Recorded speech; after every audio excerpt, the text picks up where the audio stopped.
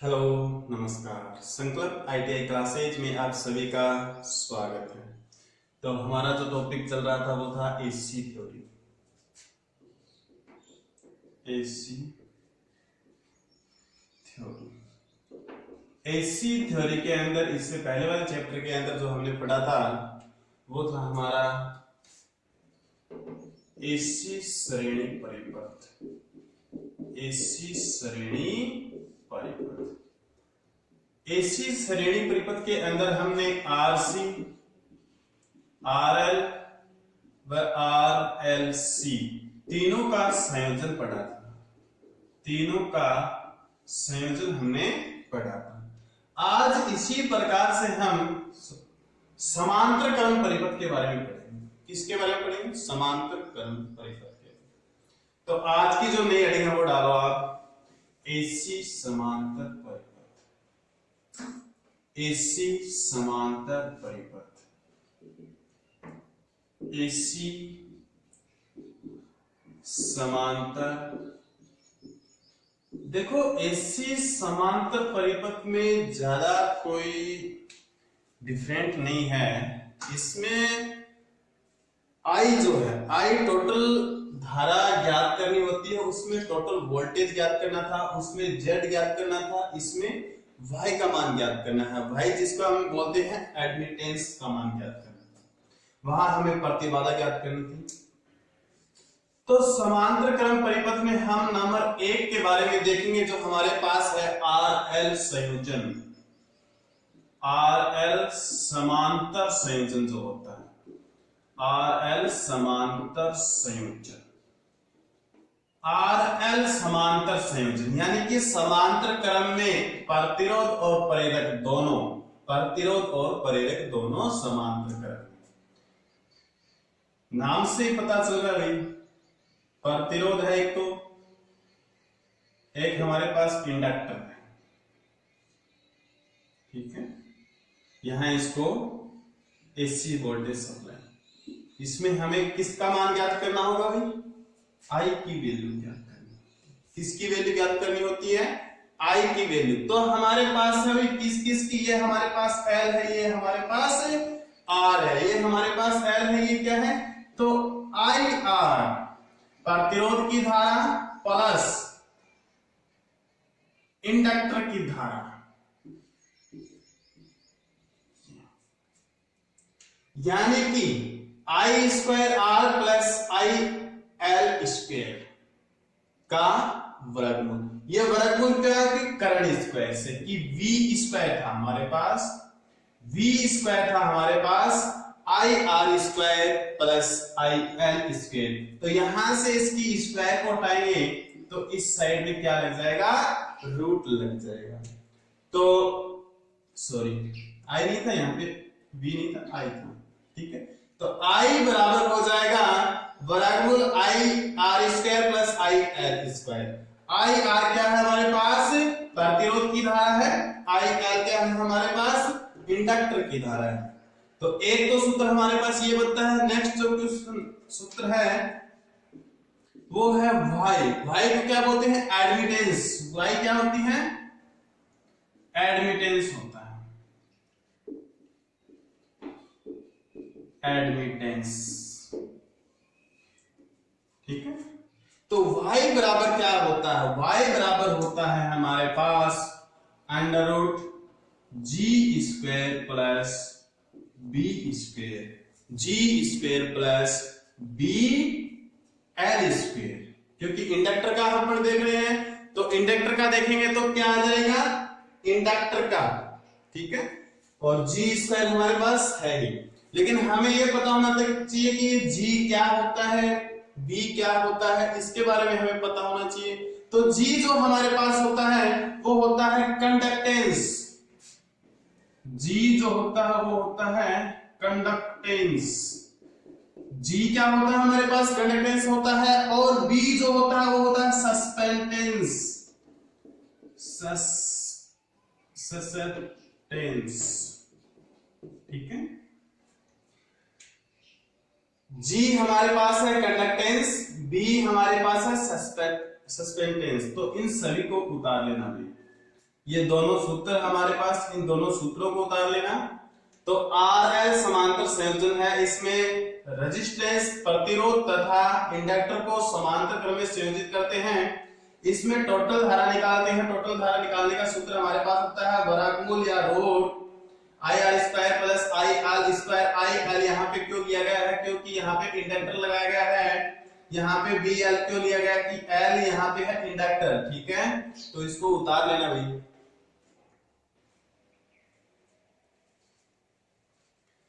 और साथ साथ इनको याद भी करते रहना। अगर थोड़ा थोड़ा करके आप इन सूत्रों को याद करोगे तो आपकी मेमोरी के अंदर स्टोरेज जो है वो इसका अच्छी तरह से हो जाएगा, ठीक है। बार बार इनको याद करने से दिमाग से भी नहीं निकलेंगे फिर। नेक्स्ट जो होगा वो होगा अपना RC समांतर संयोजन। ज्यादा चेंज करने की जरूरत नहीं है। RC समांतर संयोजन, यहां इंडक्टर था, इंडक्टर के स्थान पे क्या लगा देंगे, कैपेसिटर लगा देंगे, C लगा देंगे, ठीक है। क्या लगा देंगे, कैपेसिटर लगा देंगे। यहाँ पे ये क्या है हमारे पास, कैपेसिटर होता है। इसमें भी I की अगर निकालेंगे तो IR² प्लस IL, जो इंडक्टर था उसके स्थान पर कैपेसिटर लगा देंगे। Y था हमारे पास G² प्लस BL² था, BL के स्थान पे भी क्या लगा देंगे, BC² लगा देंगे। तो ये हो जाएगा हमारा RC समांतर संयोजन। तो इस RC समांतर संयोजन को भी उतार लेना साथ साथ।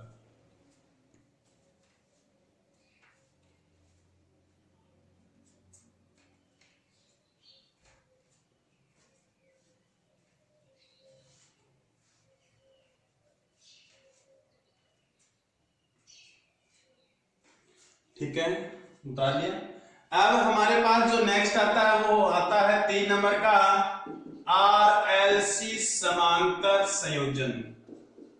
RLC समांतर संयोजन बिल्कुल श्रेणी वाले समांतर श्रेणी संयोजन जो था उसी प्रकार से होता है। इसमें जो पावर फैक्टर निकालते हैं उस पावर फैक्टर को निकालने का सूत्र होता है cos⁵ बराबर G/Y। लेकिन हमने देखो पहले पढ़ा था cos⁵ बराबर R/Z, लेकिन R/Z के स्थान पे यहाँ पे क्या रख दिया है, G/Y। और G आपको पता ही है कंडक्टेंस होती है, चालकता होती है, और Y होता है एडमिटेंस, ठीक है। तो इसको भी उतार लो।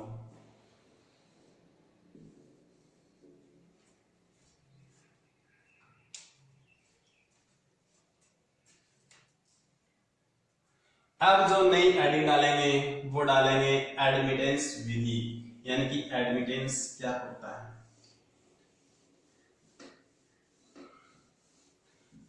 एडमिटेंस वैसे होता क्या भाई, ये जो होता है ये प्रतिबाधा जो होती है उसका विलोम होता है या फिर उल्टा होता है। तो लिखो एडमिटेंस विधि। इसमें थोड़े सूत्रों को अच्छी तरह से याद करना।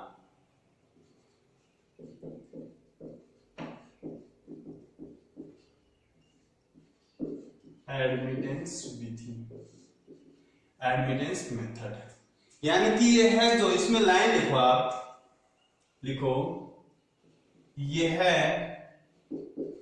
प्रतिबाधा का, यह है प्रतिबाधा का उल्टा होता है, यह है प्रतिबाधा का उल्टा होता है।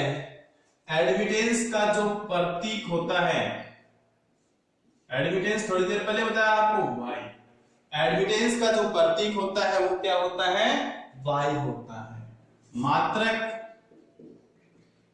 मात्रक इसका आप पूछ लेते हैं महो, महो का प्रतीक चिन्ह आप सभी को पता भी, ठीक है, महो। या इसका आता है साइमन, या साइमन के स्थान पे सीमेन भी लिख देते कई बार, सीमेन। और साइमन सीमेन को किससे इंगित करते हैं, S से इंगित करते हैं। तो एडमिटेंस विधि की, एडमिटेंस विधि जो होती है प्रतिबाधा का उल्टा होता है, इसका प्रतीक चिन्ह भाई होता है, मात्रक होता है महो, साइमन और सीमेन होता है। एडमिटेंस जो होता है, एडमिटेंस के दो अंश होते हैं, एक तो होता है सस्पेंडेंस और दूसरा होता है कंडक्टेंस, जो थोड़ी देर पहले अपन ने पढ़ा था। ये हमारे पास एक स्ट्रक्चर है, त्रिभुज स्ट्रक्चर। इसमें जो कर्ण है, कर्ण के ऊपर लगाते हैं अपन y, ये होता है हमारे पास g और ये होता है हमारे पास b। g हमारे पास पता है हमें कंडक्टेंस होता है, b जो हमारे पास होता है वो सस्पेंटेंस होता है, और y हमें पता है भाई, y हमारे पास ये है एडमिटेंस। तो यहां पे अगर हम z की वैल्यू निकाले, अगर प्रतिबाधा निकालेंगे, तो प्रतिबाधा निकालने का सूत्र क्या होगा? ये सूत्र होगा r square plus x square, r square plus x square. z क्या होती है? प्रतिबाधा होती है r, प्रतिरोध का स्क्वायर प्लस x होता है इंडक्टर, इंडक्टेंस, जो इंडक्टिव रिएक्टेंस बोलते हैं ना, XL इंडक्टिव रिएक्टेंस। तो x क्या होता है? रिएक्टेंस होती है। x क्या होता है? Reactance, reactance. x क्या होती है हमारे पास? रिएक्टेंस होती है। आप सोच रहे होंगे सर हर क्वेश्चन के अंदर ये रूट का साइन क्यों लगाते हैं? दोस्तों ये यहां से आता है, z स्क्वायर कर्ण स्क्वायर बराबर होता है आधार स्क्वायर प्लस लंब स्क्वायर। अगर इसका स्क्वायर हटाएंगे तो इस साइड में रूट का साइन लग जाता है, ठीक है। तो ये रूट यहां से आता है, और इसको डायरेक्ट ही लिख देते हैं क्योंकि स्टार्टिंग में आपको अच्छी तरह से समझा दिया गया था। तो z बराबर क्या होता है? r square plus x square होता है। अगर हमें एडमिटेंस का मान निकालना हो, अगर हमें एडमिटेंस का मान निकालना हो तो आप खुद ही बता दोगे कि कर्ण स्क्वायर बराबर हो जाएगा आधार स्क्वायर प्लस लंब स्क्वायर। तो y की स्क्वायर बराबर हो जाएगा g की स्क्वायर प्लस b की स्क्वायर, ठीक है। तो y बराबर हमारे पास जो सूत्र आएगा वो होगा g square plus b square. ये होता है एडमिटेंस ज्ञात करने का फॉर्मूला, y बराबर root g square plus b square. तो इसको नोट कर लो एक बार। इसके बाद में जो हम नया टॉपिक लेके आएंगे वो होगी हमारी कंडक्टेंस, जिसको बोलते हैं चालकता। तो इन सूत्रों को भी अच्छी तरह से याद करना। ये जो अक्सर होते हैं, जैसे r का मतलब क्या होता है, x का मतलब क्या होता है, y का मतलब क्या होता है, g का मतलब क्या होता है, b का मतलब क्या होता है, g इसका मात्रक क्या होता है, सस्पेंडेंस का मात्रक क्या होता है, इसका प्रतीक चिन्ह क्या होता है, एडमिटेंस क्या होता है, इन सभी बातों को ध्यान रखना भी अच्छी तरीके से। अगर इनका आपको अर्थ ही नहीं पता चलेगा तो आपको सूत्र याद करने में भी थोड़ी तकलीफ हो सकती है, और हो सकता है आपके सूत्र भी याद ना हो। तो इसलिए इनका अर्थ जरूर हमें पता होना चाहिए। नया टॉपिक डालो जो हमारे पास है चालकता, जिसे बोलते हैं इंडक्टेंस। चालकता कंडक्टेंस बोलते हैं, चालकता।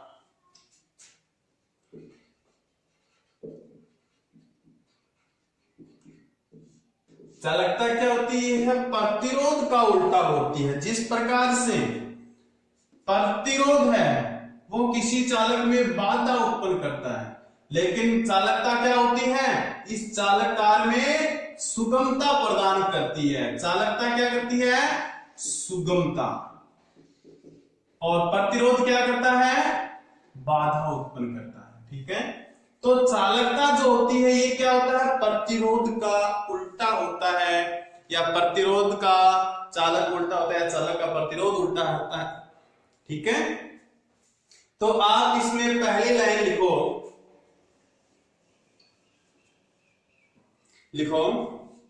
जो हमारे पास प्रतिरोध है तो लिखो प्रतिरोध का विलोम चालकता होती है। प्रतिरोध का विलोम चालकता होती है। प्रतिरोध का विलोम चालकता होती है। चालकता होती है। जो प्रतिरोध होता है उसकी विलोम, तो हमें सीधा सा क्वेश्चन दे देते हैं G बराबर 1/R, यानी कि G क्या है हमारे पास, चालकता होती है, R क्या है हमारे पास, प्रतिरोध होता है। यानी कि उल्टे हो गए। उल्टे किस प्रकार से हो गए, अगर G की वैल्यू बढ़ेगी, अगर हमारे पास G की वैल्यू बढ़ेगी तो R की वैल्यू क्या होगी, कम होगी।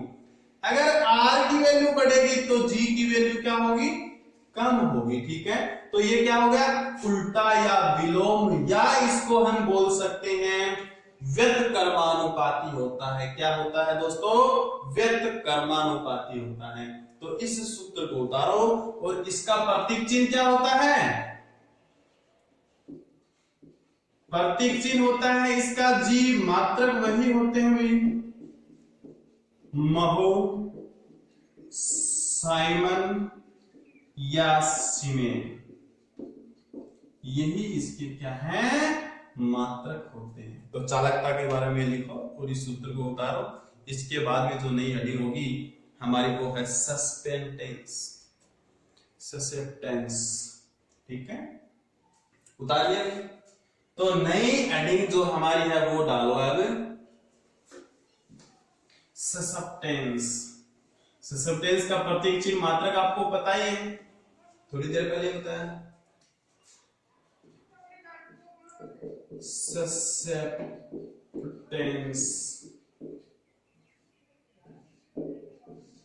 ससेप्टेंस का जो प्रतीक चिन्ह होता है, प्रतीक चिन्ह वो होता है बी। मात्रक क्या होता है इसका, मात्रक वही होते हैं भाई इसके, महो, साइमेन या सीमेन। ठीक है, इसका जो प्रतीक चिन्ह होता है वो होता है ससेप्टेंस का बी। ठीक है, इसमें ये लिखने के बाद लिखो, यह है रिएक्टेंस, यानी कि अक्स का उल्टा होता है। इसको हम फॉर्मूले के रूप में भी लिख सकते हैं, यह है रिएक्टेंस, यह है कौन, ससेप्टेंस। यानी कि जो ससेप्टेंस होता है वो उल्टा होता है, 1/, होता है किसके, रिएक्टेंस यानी कि अक्स के। ये सीधा सीधा फॉर्मूला पूछ लेते हैं। जी हमारे पास था, जी हमारे पास था 1/R और B हमारे पास है 1/X। X क्या होती है यहाँ पे, रिएक्टेंस होती है। तो नोट डाल के बच्चों लिखो इसमें, नोट डाल के एक बात लिखो इसमें, लिखो प्रेरकीय प्रतिघात के लिए, प्रेरकीय प्रतिघात के लिए, प्रेरकीय प्रतिघात के लिए, प्रेरकीय प्रतिघात के लिए B की वैल्यू, B का मान जो होता है वो होता है ऋणात्मक। B का मान क्या होगा, ऋणात्मक होगा। प्रेरकीय प्रतिघात के लिए B का मान होता है ऋणात्मक, तथा कैपेसिटिव प्रतिघात के लिए, कैपेसिटिव प्रतिघात के लिए B का मान धनात्मक होता है, धनात्मक होता है। ठीक है, तो XL की जो है, यानी कि प्रेरकीय प्रतिघात जो होता है, प्रेरकीय प्रतिघात के अंदर B होता है हमारे पास सस्पेंटेंस। तो प्रेरकीय प्रतिघात के अंदर सस्पेंटेंस का जो मान होता है वो होता है ऋणात्मक, और कैपेसिटिव रिएक्टेंस के अंदर सस्पेंटेंस का मान होता है धनात्मक। ठीक है, तो इसको उतार लोगे अच्छी तरह से। अब जो हमारी मोस्ट इंपोर्टेंट अवस्था आती है वो है अनुनादी या रेजोनेंस अवस्था। ठीक है, तो हम जो नेक्स्ट टॉपिक लेके आएंगे उससे कई बार क्वेश्चन पूछे जाते हैं। तो जो नया टॉपिक होगा वो होगा अनुनादी या रेजोनेंस। ठीक है, नया टॉपिक है दोस्तों, वो है हमारा अनुनादी। अनुनादी जिसको बोलते हैं रेजोनेंस अवस्था। देखो, रेजोनेंस अवस्था में इक्वल सी एक बात पूछते हैं, XL बराबर होता है XC। XL बराबर होता है XC, यानी कि इसमें प्रेरणीय प्रतिघात का मान कैपेसिटिव रिएक्टेंस के मान के क्या होता है, बराबर होता है, या कैपेसिटिव प्रतिघात के बराबर होता है। तो इसमें ये लाइन लिखो, XL बराबर XC, XL बराबर XC, अर्थात लगाकर लिखो बच्चों, लिखो प्रेरणीय प्रतिघात का मान संधारित्र प्रतिघात, प्रेरणीय प्रतिघात का मान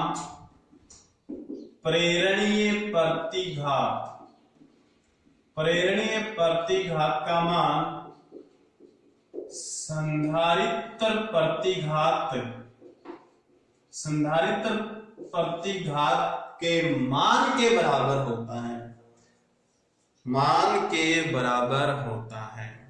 इसमें दूसरी लाइन लिखो इसमें परिपथ जो होता है वो प्रतिरोधीय होता है।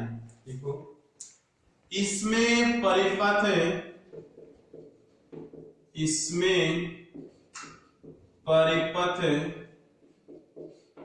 प्रतिरोधीय होता है। क्या होता है, रिएक्टिव होता है। इसमें परिपथ जो बनता है वो क्या होता है, प्रतिरोधीय स्वभाव का होता है। लिखो नेक्स्ट लाइन, इसमें शक्ति गुणक का मान 1 होता है, इकाई होता है, यूनिट होता है। ठीक है, इसमें शक्ति गुणक मतलब पावर फैक्टर, इसमें शक्ति गुणक का मान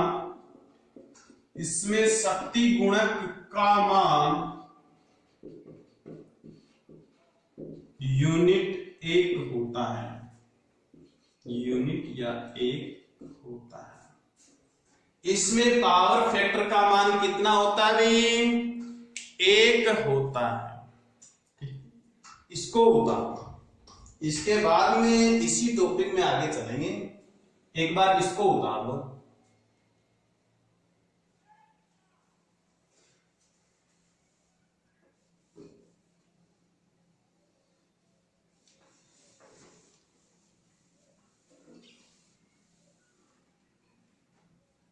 देखो, यहां से हम एक सूत्र फॉर्मूला निकाल के लेके आए। हमें पता है इंडक्टिव रिएक्टेंस बराबर क्या होता है, 2πf। कैपेसिटिव रिएक्टेंस होता है 1/2πfc। ये सूत्र था। अगर हम यहां से f की वैल्यू निकालेंगे तो f स्क्वायर आएगा, ये हो जाएगा 2 दूनी 4, या इन दोनों की भी अपन क्या कर देंगे, स्क्वायर कर देंगे। तो हो जाएगा हमारे पास 1/2π की होल स्क्वायर और LC, 2π की whole square into L into C। L हमारे पास यहां से और यहां से। अगर आपको ये वाला करना नहीं आता है कि ये किस प्रकार से इसको गुणा किया, किस प्रकार इसको वज्र गुणा किया, हमने क्या गुणा किया, वज्र। एक को एक से गुणा करेंगे तो कोई दिक्कत नहीं। 2πfl into 2πfl। f को f से गुणा करेंगे, 2π है यानी कि 2π स्क्वायर इंटू f को f से 1/2 2 पाई एफ सी है, ठीक है। 2 पाई को 2 पाई से गुणा करेंगे तो 2 पाई की स्क्वायर इंटू एफ को एफ से गुणा करेंगे तो एफ की स्क्वायर इंटू एल इंटू सी। हमें निकालनी क्या है, एफ की स्क्वायर। ये इसके सारे गुणा में है, इधर जाएंगे तो किस में हो जाएगी, भाग में हो जाएगी। 1/2 पाई स्क्वायर या 2 पाई की whole square into L into C हो जाएगा, ठीक है। आई बात समझ। तो हम निकालेंगे फ्रीक्वेंसी। ये आ गया आपके समझ में, मात्रा कहां से आया अभी, ठीक है। अब देखो ये होगी फ्रीक्वेंसी, हमें किसकी निकालनी है, रेजोनेंस की फ्रीक्वेंसी। तो एफ आर यहां से अपन स्क्वायर हटाएंगे तो उस साइड में क्या लग जाएगा, रूट। तो यहां से रूट लगेगा तो स्क्वायर से रूट कट जाएगा। तो 1/2 पाई, यहां पे स्क्वायर है नहीं तो यहां पे रूट लग जाएगा, एल इंटू सी। यानी कि रेजोनेंस फ्रीक्वेंसी है वो होगी 1/2 पाई रूट एल इंटू सी होगा। तो इसमें एक बात लिखो आप, इसमें लिखो आप, यहां तक लिखने के बाद लिखो आगे,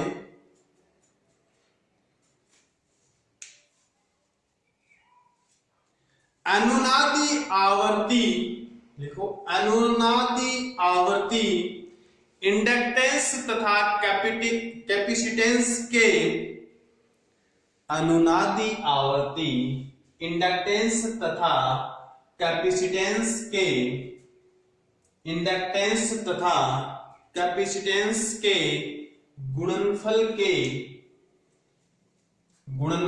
के वर्गमूल के अनुक्रमानुपाती होती है, वर्गमूल के अनुक्रमानुपाती होती है।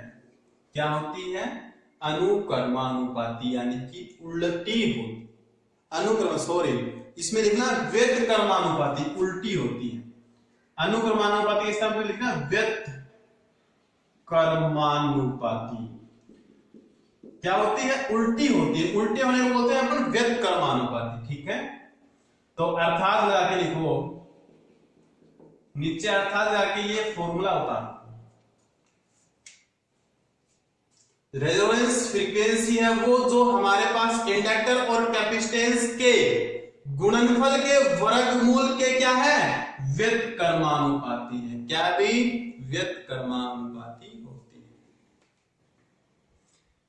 ये उतार लिया नहीं, उतारने के बाद में इसमें नेक्स्ट लाइन लिखो अनुनादी आवर्ती प्रतिरोध पर निर्भर करती है।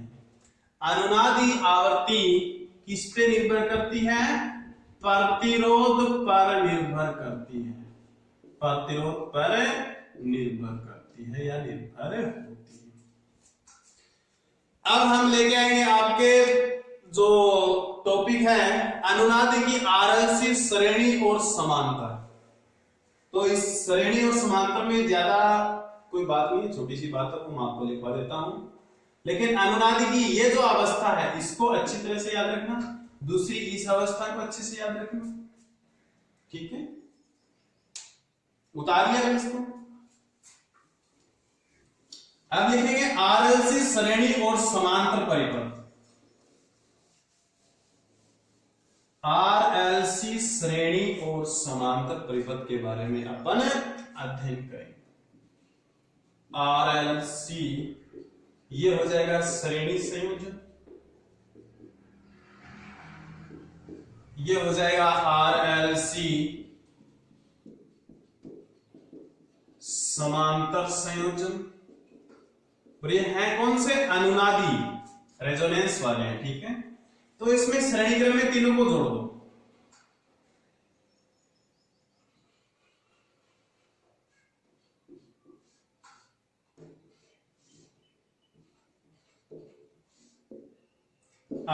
आरएलसी जोड़ दिया।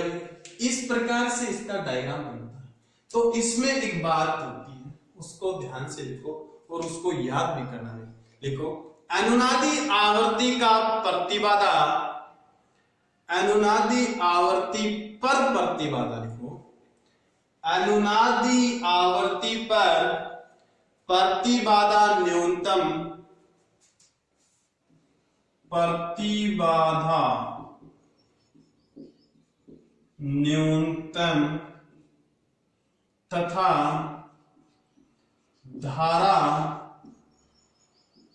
अधिकतम होती है। धारा क्या होती है भाई? अधिकतम होती है। तो इसी प्रकार से हम लिखेंगे RLC समांतर संयोजन। इसमें RLC तीनों को किस में लगा देंगे?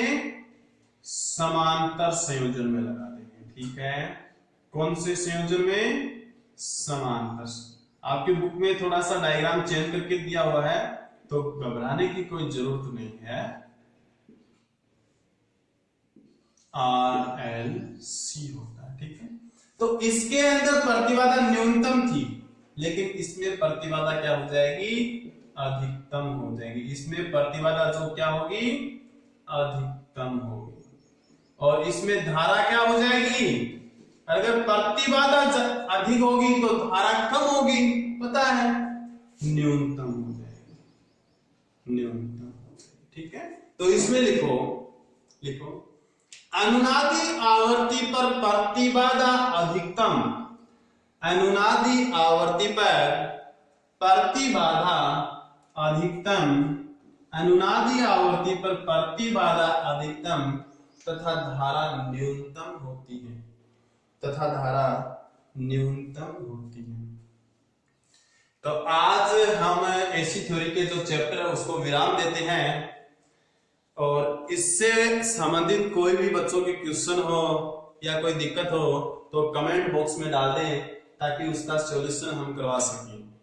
और ज्यादा से ज्यादा बार इस अध्याय को पढ़ना भी, जिससे आपके कंठस्थ तरीके से याद हो जाए। अगर किसी बच्चे को कोई भी दिक्कत हो तो कमेंट बॉक्स में जरूर डालना, ताकि हमें पता चले कि बच्चों को कितना समझ में आ रहा है, कितना समझ में नहीं आ रहा है। ठीक है, ओके, धन्यवाद।